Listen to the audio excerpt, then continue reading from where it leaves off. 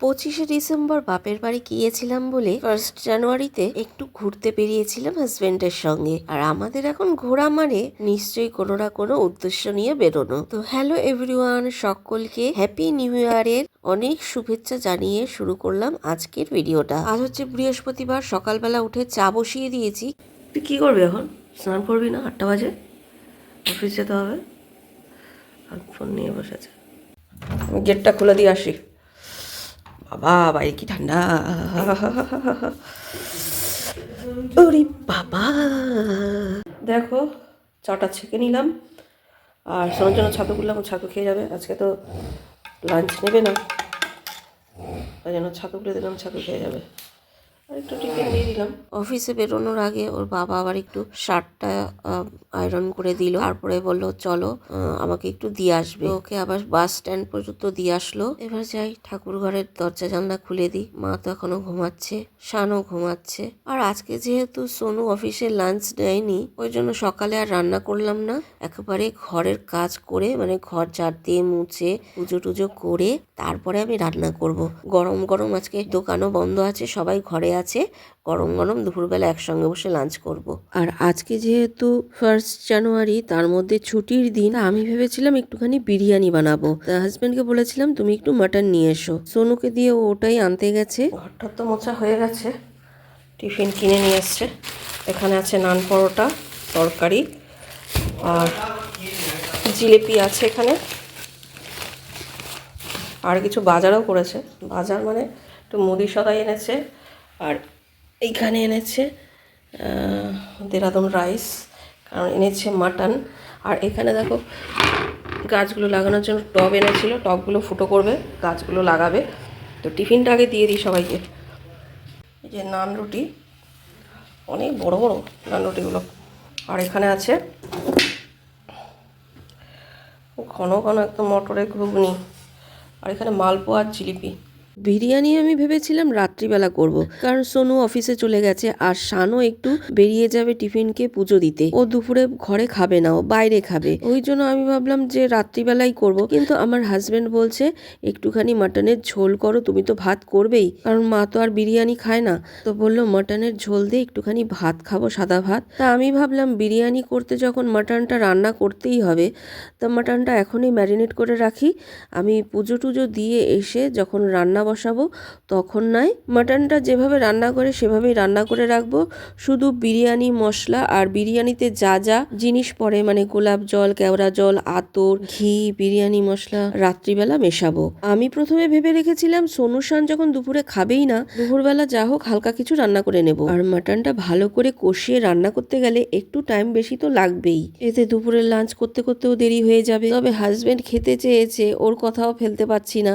ছুটির দিন একটু আয়েশ করে খাবে, গরম ভাত দিয়ে মাটনের ঝোল। তো কি করব, সেটাই করলাম। সকালের ব্রেকফাস্ট করে নিয়ে ঘর ঝাড় দেওয়া, ঘর মোছা, বাসন মাজা এইসব করে তারপরে দেখলাম যখন মাটন নিয়ে এসছে, মাটনের জন্য সব মশলাপাতি করে ম্যারিনেট করে তারপরে জামা কাপড় কাচাতে ঢুকিয়ে দিয়ে তারপরে আমি গেছি স্নান করতে। স্নান করে এসে তারপরে ঠাকুরের বাসন মেজে পুজো করলাম। আমার এই কাজগুলো করতে করতে আমার হাজবেন্ড আর আমার শাশুড়ি মা দুজনে মিলে গাছের টবগুলো যে ফুটো করলো ওইগুলিতে মাটি ভরে গাছ লাগিয়ে দিচ্ছে। আর শানও এদিকে স্নান করে বেরিয়ে গেল। আর আজকে কিন্তু আমি মা লক্ষ্মীকে শৃঙ্গার করেছি। ও বললো কালীঘাটেই যাবে, কালীঘাটে পুজো দিতে যাবে। আমি বললাম আজকের দিনে তো প্রচুর ভিড় হবে, দেখ কতজনের পিছনে গিয়ে দাঁড়াস। আমারও খুব ইচ্ছে ছিল যে মন্দিরে যাব পুজো দিতে, সকালবেলা যার জন্য তাড়াতাড়ি রান্না করতে হয় সেই রান্নাও আজকে আমাকে করতে হয়নি, তাও আমি যেতে পারলাম না সকালে। যাই হোক, আমি না যেতে পারি, ছেলে তো গেল, ঘরের একজন না একজন পুজোটা তো দিতে গেল। আমি পুজো দিচ্ছিলাম, আমার হাজবেন্ড বলল কাঁচা তো হয়ে গেছে, আমি কি মেলে দিয়ে আসবো? আমি বললাম দিলে তো ভালোই হয়। আমাকে বললো তাহলে তুমি মুছে রেখো। দেখো এখন 1:45 বাজে, পুজো শেষ হলো, এখন আসলাম রান্নাঘরে। মাটনটা ম্যারিনেট করে একেবারে চালটাও ভিজিয়ে রেখে গেছিলাম, তো এসে ভাতটা বসিয়ে দিলাম। আর এই সময় এসছে গুড়-আলা, যার কাছ থেকে আমরা গুড় নেই। তো ওনাকে বললাম আমরা তো কিছুদিন আগেই দীঘায় গেছিলাম, ওখান থেকে গুড় নিয়ে এসছি। বলে ভালো গুড় নিয়ে এসছিলাম। তো আমার হাজবেন্ড বলছে তাহলে দিয়েই যাও। তা আমি বললাম এখন রেখো না, গুড় তো এখন আছে, সংক্রান্তির আগে তুমি গুড় রেখো। তা আমার হাজবেন্ড বলছে এসছে যখন উনি নিয়ে, তা একটু রেখেই দিই। আর উনিও নাছোড়বান্দা, আমাদের দিয়েই যাবে। আমি বারবার বলছি যে লাগবে না লাগবে না, পরে রেখো। কতটা গুড় আবার সেই রাখলো। ভাতটা তো আমার প্রায় হয়ে গেছে। আর ডাল ছিল কালকের, ওটাও গরম করে নিলাম। একটু উচ্ছে আর আলু কাটলাম, উচ্ছেটা ভাজা করব। আর আলুটা লম্বা লম্বা করে কেটেছি। ওটা মাছ ছিল, ভোলা মাছ, ওই মাছটাকে আর একটু ঝোল বানাচ্ছি। দেখো এই রান্না করতে করতে বেজে গেল 3:05। মাটনটা রান্না করতে গিয়েই দেরি হয়ে গেল একটু বেশি। দেখো ফ্রেন্ড, 3:30টার সময় তো খাওয়া দাওয়া হলো, তারপরে বাসন টাসন ধুলাম, তারপরে একটুখানি টিভি দেখছিলাম, তার সঙ্গে একটু সেলাইও করলাম। যাই হোক, সন্ধে টন্ধে দিয়ে একটু রেডি হয়েছি, বেরোবো। কারণ রবিবার দিন আমাদের একটা অন্নপ্রাশনের নিমন্ত্রণ এসছে পাশের বাড়িতে, মানে উল্টো দিকের বাড়িতে। বাচ্চাটার মুখে অন্নপ্রাশন মানে হয়ে গেছে, মুখে ভাত হয়ে গেছে, অনুষ্ঠানটা হবে।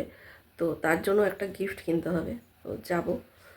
আর সোনু যেহেতু আজকে সাইকেল নিয়ে যায়নি, ওর বাবা দিয়ে এসছে, তো ওকে একেবারে নিয়ে চলে আসবো গিফটটা কিনে। আর শান যে গেছে মন্দিরে পুজো দিতে, আমি যখন ফোন করলাম 3:30 পৌনে 4টার সময়, তখন বললো ও লাইনে দাঁড়িয়ে আছে, মানে কত ভিড়, তখনও কিছু খায়নি। তা মানে সকালবেলা টিফিন খেয়েছে, দুপুরের খাবার খায়নি। তা ও তো বাইরেই খাবে বললো। তা ফোন করলাম, পরে ফোনটা ধরলো না, মনে হয় ভিড়ে ব্যস্ত ছিল। তা এখন ফোন করব যে কোথায় আছিস। তো আমিও বেরোচ্ছি, আমি আর আমার হাজব্যান্ড বেরোচ্ছি, আর মা ঘরে রয়েছে। সোনু চলে আসবে, সোনুকে নিয়ে আমরা একসঙ্গেই আসবো।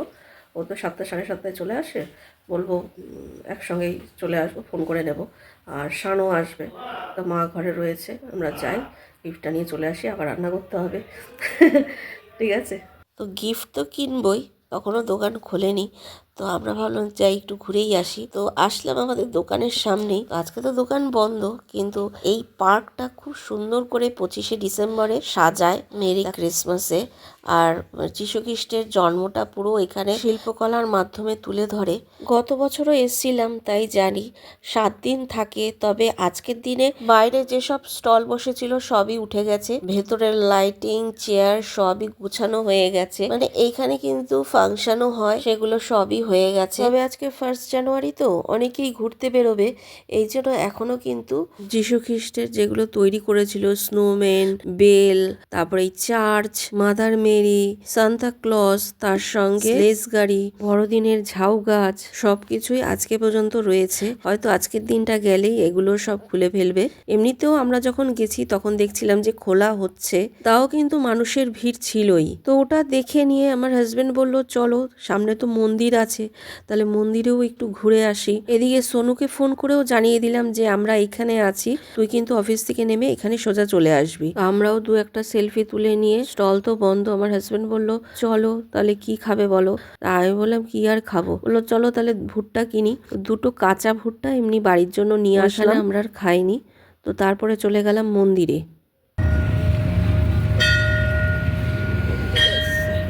তো এইখানে এসে তো মায়ের মন্দিরে দেখি পুজো হচ্ছে, আর একে একে এখানেও ভিড় হয়ে যাচ্ছে। আমরা তো এসেছিলাম শুধু দর্শন করতে, জানি শান পুজো দিতে গেছে, তো এখানে দর্শন করে চলে যাব। এসে দেখি যে এখানে আরতি হবে। আমি বললাম ভালোই হয়েছে, আরতিটা তাহলে দেখেই যাই। তো সন্ধ্যা আরতি শুরু হলো।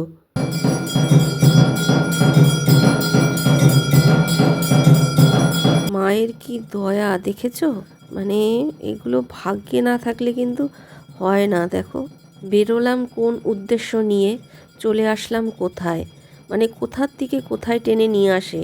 তো সন্ধ্যা আরতি দেখে, সন্ধে প্রদীপের শীষ নিয়ে, শান্তির জল নিয়ে, দক্ষিণা দিয়ে বাবা ভোলানাথের দরবারে, মানে মায়ের মন্দিরে শিবলিঙ্গ তো থাকবেই, তো ওইখানেই আসলাম। তো এইখানেও প্রণাম করে দক্ষিণা দিয়ে চলে গেলাম একটু চা খেতে। আমি সচরাচর বাইরে চা খাই না, আর বাড়িতেও তেমন একটা খাই না। তবুও আমার হাজব্যান্ড জিজ্ঞেস করছিল বাইরে বেরিয়েছি কিছু খাবে না, তাই আমি বললাম চলো তাহলে একটু চাই খাই। তো চায়ের দোকানে এসছি, ঠান্ডার মধ্যে তো একটু চা খেতে ভালোই লাগে। আর সোনুও দেখো এদিকে চলে এসছে, আর চায়ের দোকানে প্রচুর ভিড়। ঠান্ডা এই মাটির ভাঁড়ে গরম গরম চা, ওহ চাটা কিন্তু দারুণ হয়েছিল। চা খেয়ে চলে আসলাম আমরা গিফট কিনতে। তো এখানে এসে দেখি দোকানদার নেই, কর্মচারী বসে আছে। দোকানদার এসছে প্রায় আধ ঘন্টা পর, তো অতক্ষণ বসে রয়েছি। সোনু বলল তাহলে আমি বাড়ি চলে যাই। ও বাড়ি চলে গেছে, আমি আর আমার হাজবেন্ড দোকানদারের জন্য অপেক্ষা করে বসে রইলাম। আর আজকে না কিনলে আমাদের কেনাও হবে না, কারণ হাজবেন্ড চলে যাবে দোকানে, কাল থেকে আবার দোকান আছে। আর দুদিনের মধ্যে আমি একা ঠিকভাবে কেনাকাটি করতেও পারবো না, কারণ আমি যখনই কিছু কিনি আমার হাজবেন্ডের মতামত নিয়েই কিনি। আমার হাজবেন্ড আমাকে ছাড়া কেনে না, মানে দুজনের মতামত নিয়েই একটা জিনিস কিনি, বিশেষ করে কাউকে কিছু দিতে হলে। তো বাচ্চাটার জন্য তো নেওয়া হয়ে গেছে, আমি আবার আমার জন্য একটা জিনিস নিলাম, আর আমার গোপালের জন্যও একটা জিনিস নিলাম। আর আমাদের বাড়ির পাশেই দেখো পিকনিক হচ্ছে রাস্তায়। ওইখান থেকে এসে হাত পা ধুয়ে চলে এসেছি কিচেনে, আর এই যে ভাতের হাঁড়ি বসিয়ে দিয়েছি, আর এইখানে চালটা ভিজিয়ে দিয়েছি। দেখো বিরিয়ানি আমার কিন্তু একদম রেডি, দমে বসিয়েছিলাম। আর এখানে একটু স্যালাডও কেটে নিয়েছি, আর মাটন একটু রেখে দিয়েছিলাম, এই যে মাটন। আর মায়ের জন্য মাছ আছে, ডাল আছে, মাটা দিয়ে খাবো। তো একে একে গরম গরম সবাইকে খেতে দিয়ে দিলাম, আর আমিও খেয়ে নিলাম। আর বিশ্বাস করো দারুণ হয়েছিল খেতে। খাওয়া দাওয়া তো হয়ে গেছে, তাও এতটা রইলো। আর এদিকে বাসন টাসনও মেজে নিয়েছি। আজকে 1 জানুয়ারি, বেশ ভালোই গেল সকাল থেকে। মানে ভাবছিলাম কি করে মন্দিরে যাব, একটু ঘুরতে যাব, পুজো দেব, ঘরের কাজকর্ম করব, বিরিয়ানিও খাবো, সব কিছুই দেখো হয়ে গেল। কিন্তু মানে মন্দিরেও গেলাম, ঘুরতেও বেরোলাম, বিরিয়ানিও করলাম, পুজো টুজোও দিলাম, মানে সব দিকে কিন্তু হয়ে গেল। মানে সব সমস্যা একবারে পড়ে, কিন্তু আস্তে আস্তে কিন্তু সব সমস্যার সমাধান ঠিক হয়ে যায়। মানে সমস্যা থাকলে কিন্তু সমাধান ঠিক পেরিয়ে যায়। তো যাই হোক, আজকে দিনটা ভালোই গেল। সারা বছর এখন দেখা যাক কেমন যায়। তো যাই হোক ফ্রেন্ডস, সবাইকে হ্যাপি নিউ ইয়ারের অনেক শুভেচ্ছা জানিয়ে আজকের ভিডিওটা এখানে শেষ করছি। আবার দেখা হবে নতুন আরেকটা ভিডিওর সঙ্গে। ততক্ষণ পর্যন্ত খুব ভালো থেকো, সুস্থ থেকো। Good night, tata.